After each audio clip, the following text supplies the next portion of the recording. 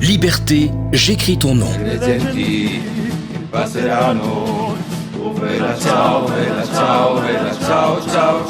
Un rendez-vous au cœur duquel les hommes avec un grand H entretiennent la résistance pour préserver leur liberté fondamentale de mouvement et de pensée. Un podcast citoyen de et avec Serge Grosswag. Bonjour à tous, bonjour à toutes. Bienvenue dans ce nouveau podcast de résistance. Nouveau sujet, mais toujours sur notre liberté. Et si aujourd'hui nous parlions de la garde à vue ? Vous savez ce petit truc là, quand les flics viennent vous prendre, vous emmènent au poste et vous mettent dans une petite salle. Voilà, on va développer ça. Alors tout d'abord, ça n'a plus rien d'extraordinaire. Ça arrive de plus en plus souvent. Et lorsque ça m'est arrivé, il y avait des tout jeunes à côté. Je me souviens notamment d'une petite jeune fille habillée, sexy, il faut le dire. Elle n'était pas du tout en tenue pour se retrouver en garde à vue pendant 48 heures. Et il y avait tout un groupe de jeunes comme ça. C'est banal, vous manifestez.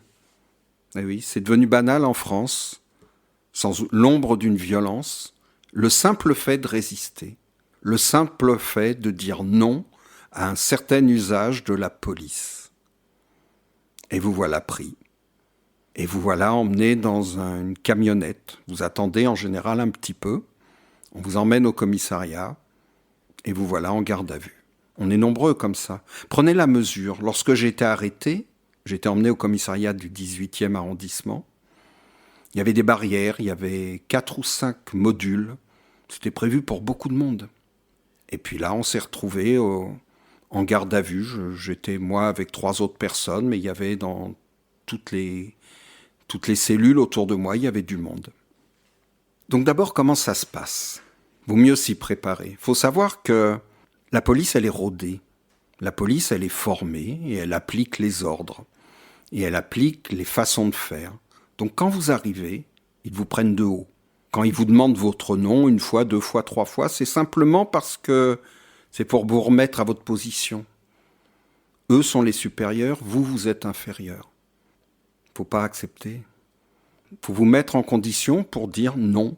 Je suis citoyen et vous devez me respecter et je suis votre égal. Faut savoir tenir tête, sans colère, avec détermination. Vous résistez, vous dites non. Y compris, vous avez le droit de dire « je ne répondrai pas à vos questions ». Éventuellement, vous donnez votre nom, c'est pas toujours obligé. Vous pouvez dire non à n'importe quoi.